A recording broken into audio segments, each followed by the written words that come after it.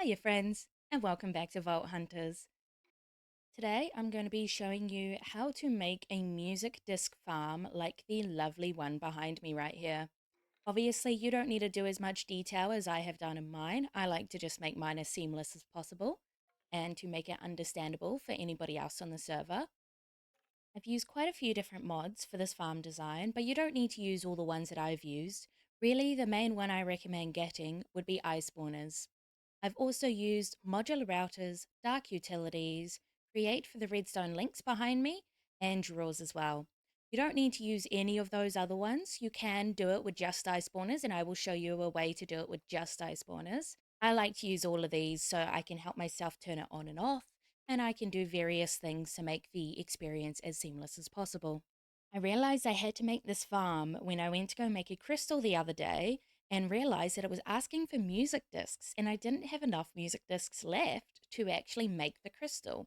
I didn't realize that once you reach level 90, the altar will start asking for music discs. And so once you reach this high level, you will want to make a farm like this yourself because from what I know, the Botania flower that allows dungeon drops doesn't drop music discs. I looked through the Discord and found a few people saying it does, but multiple people saying it doesn't. Testing myself and couldn't seem to get a music disc from it. So the only other way to get music discs would be to do a bunch of exploring and take them from things like dungeons, bastions, that kind of stuff, or to make a farm like we have here. The easier way to do it rather than exploring. For those of you who don't know, the essentials of how this farm works is if a skeleton shoots an arrow through lava, it doesn't work with a flame bow from what I know, it has to be through lava. If you shoot it through lava, the skeleton hitting the TNT will ignite the TNT. Any TNT ignited by the skeleton will then kill the creepers and the game will consider it being killed by the skeleton and therefore it will drop the music discs. Because if a skeleton kills a creeper, the creeper will drop a music disc. Let me show you this farm in action and then I can go into the details a bit more before we go into our creative world. So I flick the music disc on, I open the skeleton bay. If we come down here, you'll see creepers spawning and they get pulled and they go and spout into there. We come up here. The skeleton bay is open. We pop onto the vector plates. As you can see, he will shoot me a bit. Normally I would advise to wear armor, but as you see just there, he shot the TNT. He shot it again. I need to turn my magnet off. That doesn't work. Let him shoot another one. There we go. Shot another. And that sets a TNT off and it kills all the creepers. We can now turn this off because you get the gist of it. You can see there'll be some creepers here still. If I wanted to clear them out, I easily could by closing the skeleton bay after they've all been killed. But I don't feel the need to do that right now. And as you can see, we have all of these chests here that are filled with music discs. Let me just put the rest of these away. We have this modular router here that has this vacuum module, and that will vacuum up all of the music discs that go into this area, and then it will distribute it to all of these chests here. Obviously, there are many better ways to do this. You could probably easily use some drawers or use a colossal chest. I just like the look of the different chests. I don't know why, it just makes me happy. As you can see, the concept is pretty simple. I have made it a bit complicated in my world, but that is for very particular reasons. Let's go into some of those details and then we will go over to our creative world and see how we can build this in other ways as well. So let's start off with the basics of our design. We have the skeleton here. In front of the skeleton is some lava, which you will be able to see if we open up this bad boy. There we go. Skeleton lava. I'll quickly close that so he doesn't set it off. Then we've got these vector plates back here and they allow us to move around in front of the skeleton. That way he will shoot at us, but he most of the time will miss and shoot past us instead because we're spinning around too quickly.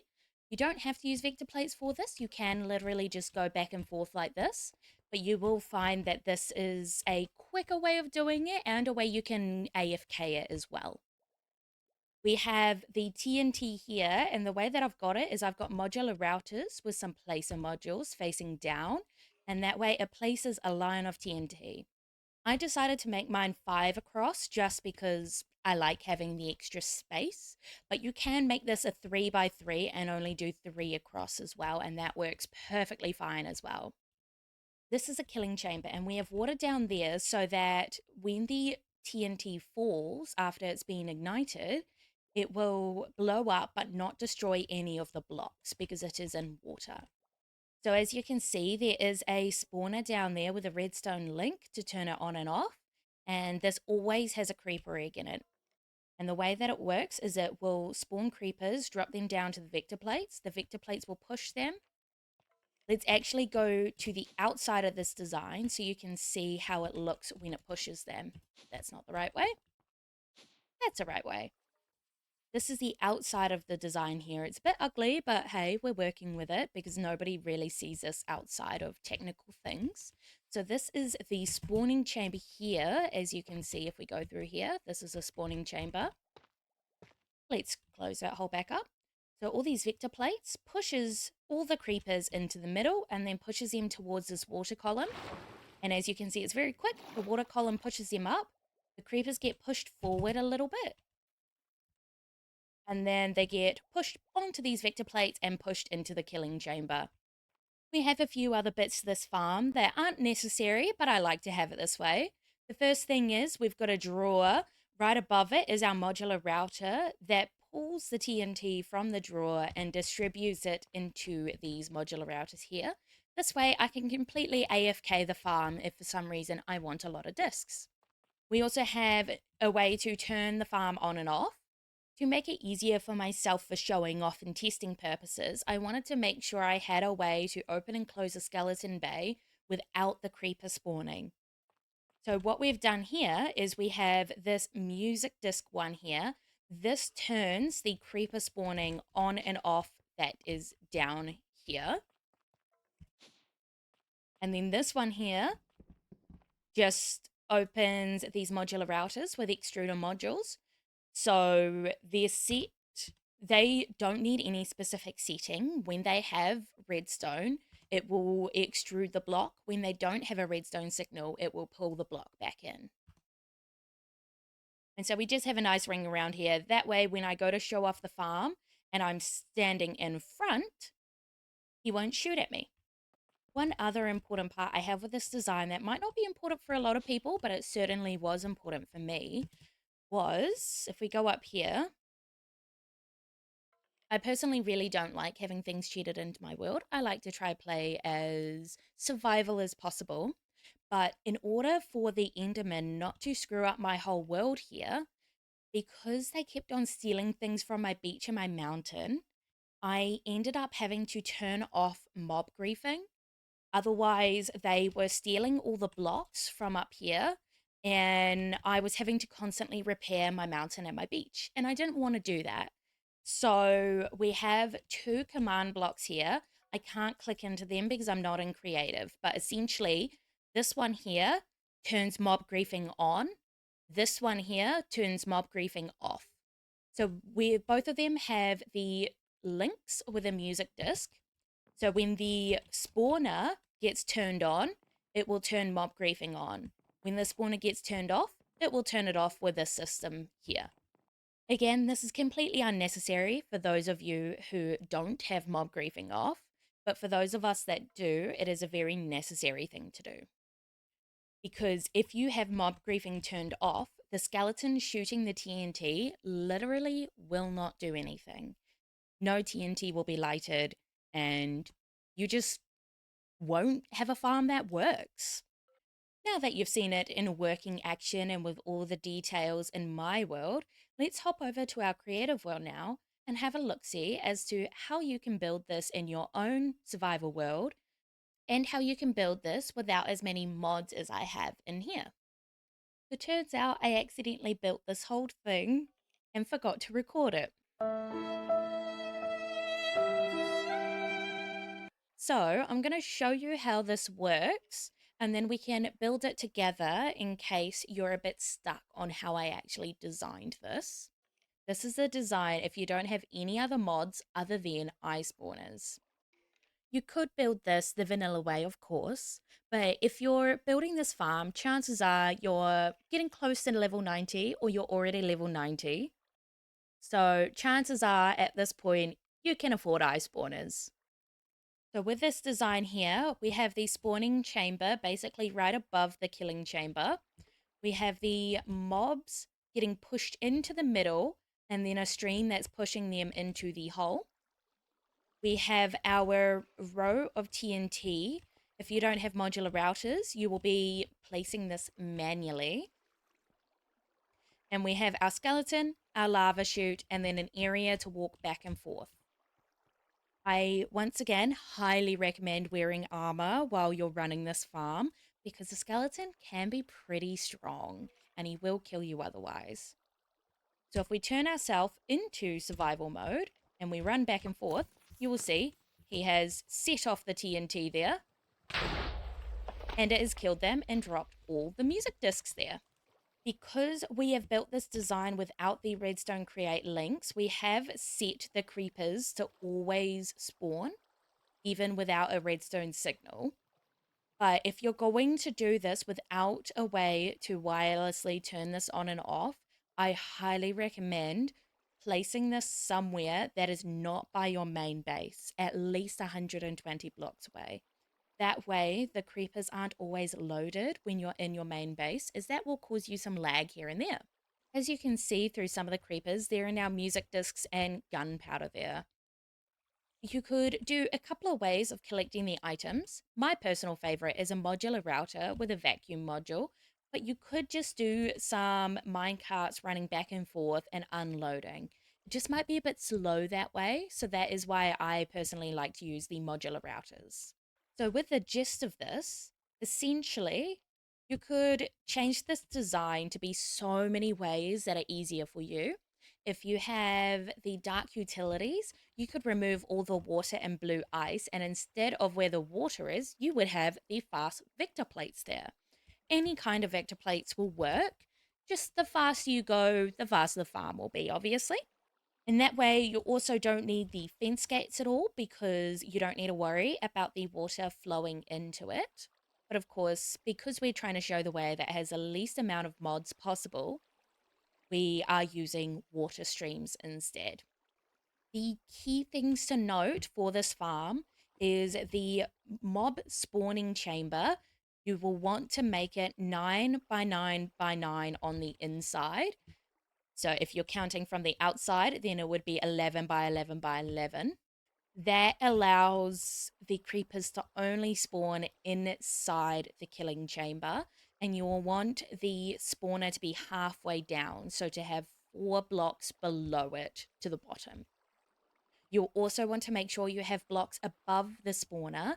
That way, creepers don't spawn on top of the spawner, because if they do spawn up there, they won't be pushing each other off of it very often, and so you will get creepers stuck up here. And if you are using the redstone link from Create, you'll want to make sure to put it on the bottom, not on the side, because they can get stuck on top of it as well.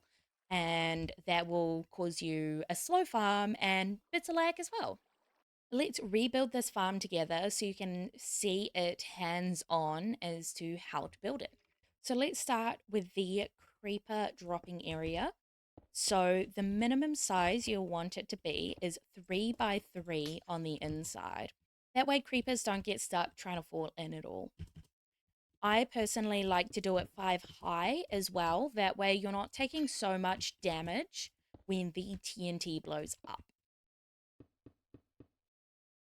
I think in my world I might have made it 7 high to negate that as much as possible.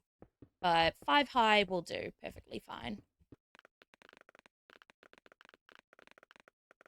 There you go. That's our 5 high dropping chamber. Then we do some water down here so that when the TNT blows up, it does not blow up any blocks, only mobs. I've made the walls on the side 2 higher so that the creepers don't try to go off the side and so that we can place our blocks with our TNT. So let's just grab some of our polished andesite. Obviously, you can use any block you want. I just find that that is easy to show y'all. And then obviously, if you don't have modular routers, you will want to place the TNT manually here. And then you will want a walking area in front of the TNT. If you have dark utilities, I like to make this area here 2 wide so that we can have 6 vector plates looping around. If you don't have dark utilities, then it only needs to be 1 wide. That way we can just go like this. Next, we'll make the area with a skeleton shooting. So it kind of goes back a wee bit. We then want blocks to block the lava from flowing out. So with this lava area made, we can then place some lava up here. And as you can see, it will flow down and not flow outwards. And then we essentially make the same kind of design, but for the skeleton. Personally, I like to make the area around the back and the sides blocked as well. That way, if I'm walking around here, he doesn't shoot me. He'll only shoot me if I'm in front of here. Now we grab the skeleton spawn egg.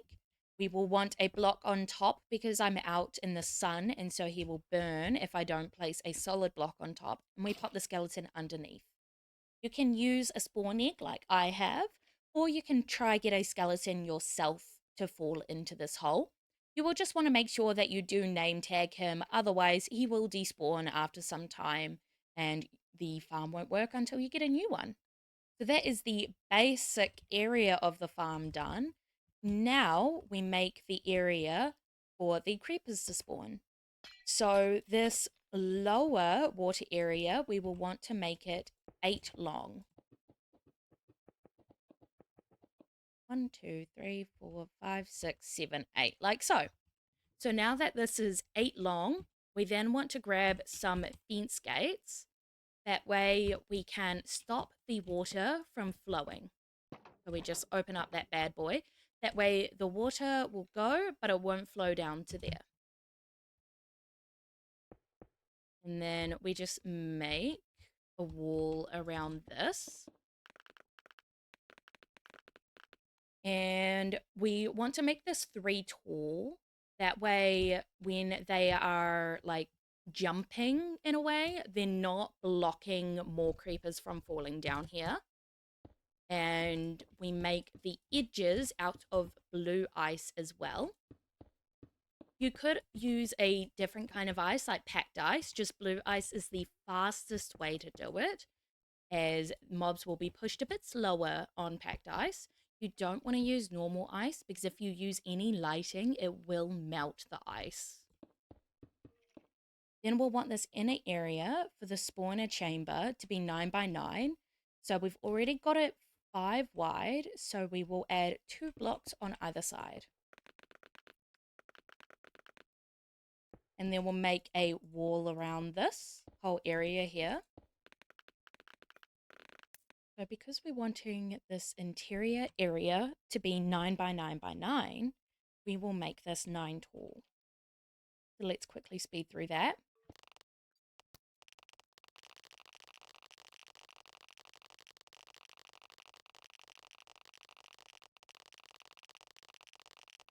Now that we have the walls built up, we will get the spawner placed in. You're wanting the spawner to be in the middle, so it's got 4 blocks below it, 4 blocks above it of air. And then you're wanting to place blocks on top. That way creepers don't spawn on top, otherwise they will get stuck. If you are using the redstone link from Create to turn the spawner on and off, you will want to place it underneath, because if you place it on the side, creepers will get stuck up there as well. We've just placed some temporary building blocks on either side of the ice, and then we are putting the gates on top of them. And then we're just going to break these blocks and open up these gates. And then we will put water on each side. So you're just wanting a line of water along each side so that it flows towards the gates, but it doesn't flow through. And as you can see, we get dropped down. and then a line of water on that side as well so that it flows the creepers towards these gates here. And there you have it. That is the gist of the design. Obviously, you will want a way to pick up the items, so you could always just put like the door in here that you walk through. You will want the door to be flush against this so that creepers don't get stuck on here, or the TNT doesn't get stuck on here for some reason. So you could just go in and pick up the music discs. You could also put a hopper system, a hopper minecart system going underneath this 3x3 of glass. That's a bit slow though. So personally, I like to use modular routers with a vacuum module and some speed and stack upgrades to pick it all up and send it into a chest. There are other ways to push mobs that would work as well. You could use dark utility vector plates like I have used in my world. You could also use the create belts to work as well.